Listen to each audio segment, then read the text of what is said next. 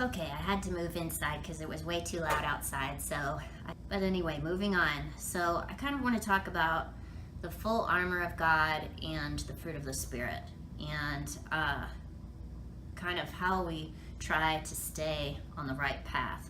And so first, before moving on, I just want to talk about, God's grace, just kind of humbling ourselves before the Lord, and just realizing really what Christ has done for us. When he died for our sins, he bled and suffered and died, and he did that willingly for us. And these are Jesus's words. He said, "My grace is sufficient for you, for my power is made perfect in weakness." This is 2 Corinthians chapter 12, verse 9. And so Paul is writing to the Corinthians, and he said, "But he said to me," so Jesus said this to Paul, "My grace is sufficient for you, for my power is made perfect in weakness. Therefore I will boast all the more gladly about my weaknesses, so that Christ's power may rest on me." And Paul also, he talks about the thorn in his side, and this is humbling for me recently. I will move along to fruit of the Spirit and the armor of God in a moment here, but this really humbled me. It says, "Therefore, in order to keep me from becoming conceited, I was given a thorn in my flesh, a messenger of Satan to torment me. 3 times I pleaded with the Lord to take it away from me, but he said to me, 'My grace is sufficient for you, for my power is made perfect in weakness. Therefore I will boast all the more gladly about my weaknesses, so that Christ's power may rest on me. That is why, for Christ's sake, I delight in weaknesses, in insults, in hardships, in persecutions, in difficulties. For when I am weak, then I am strong.'" 2 Corinthians chapter 12, verses 7 through 10. We don't know exactly what Paul's thorn in his side was, but it was some sort of physical ailment. From what we gather, a lot of theologians believe that he was blind or partially blind. And, just in reading this over the past couple weeks, I was sick with a virus, and this came across my path, and it really humbled me because as a trainer,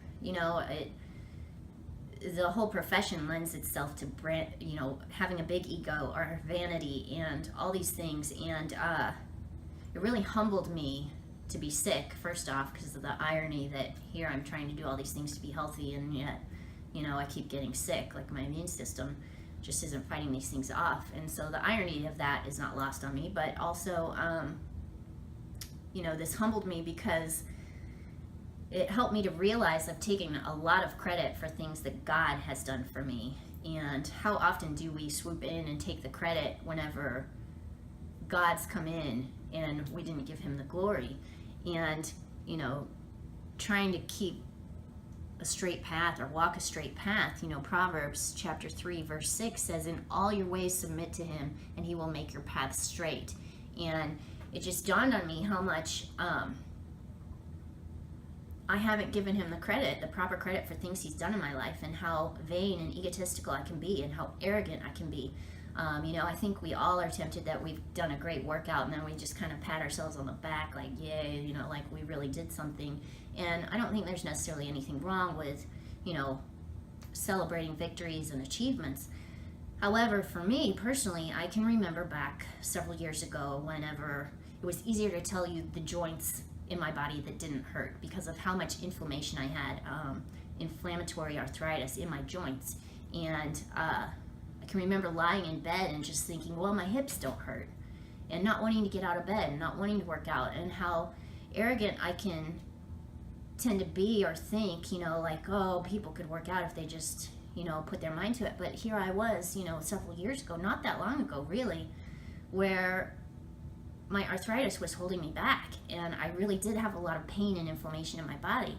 And God helped me, through science, revelations in science, and just things that I was eating, things that I was doing, toxins I was putting in my body, maybe things that were toxic to me that aren't toxic to other people, to just get on the right path to where I can dance and I can do all these things that I couldn't do years ago, that I hadn't been able to do for years, especially my knees, you know, to have that pain taken off of me. And here I'm reading about Paul, who is a much better person than I am, much better Christian than I could ever hope to be in the terms of the things he's accomplished, and what a faithful servant of God he was. And here he was praying and asking 3 times for God to take this physical ailment off of him.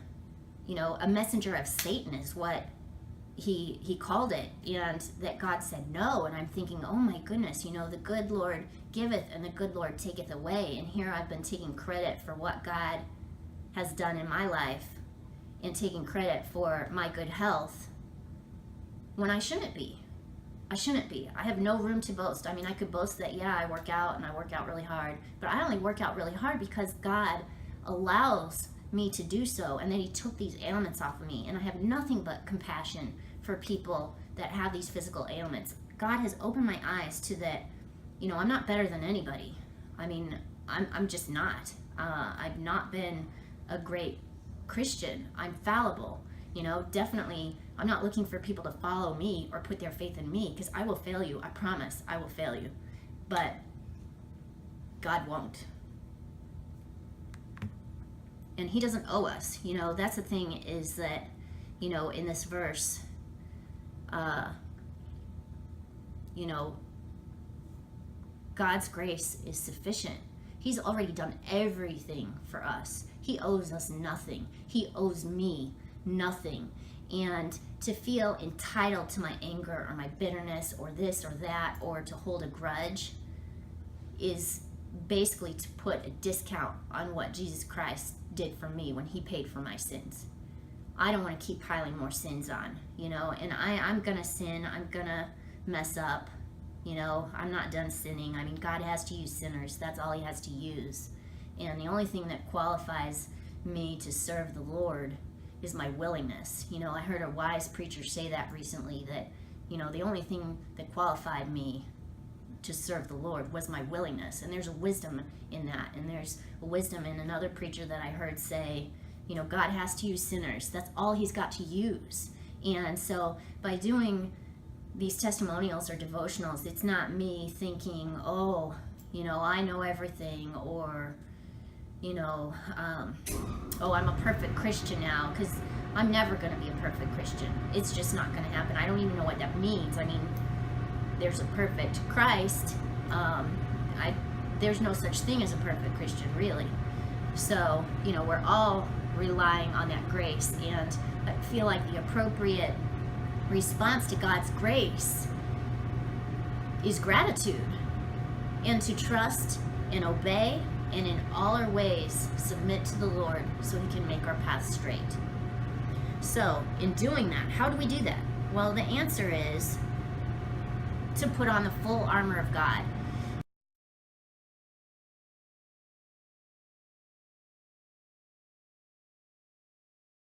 Join me again tomorrow for part 4 of my testimonial, where I will go in depth into how do we put on the full armor of God.